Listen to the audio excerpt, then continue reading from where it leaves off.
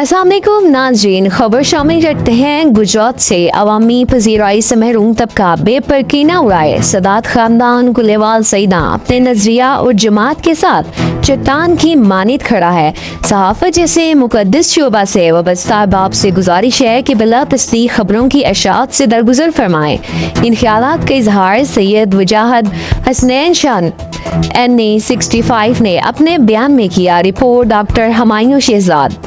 उन्होंने मजीद कहा कि जिनके पास वोट की ताकत नहीं, वो गलत खबरों की तशहीद से कभी अपना मकसद हासिल नहीं कर पाएंगे, क्योंकि ऐसे अवाम के मुस्तरद करदा लोगों की हल्का में ना तो मकबूलियत है और ना ही इन्हें अवामी एतमाद हासिल है।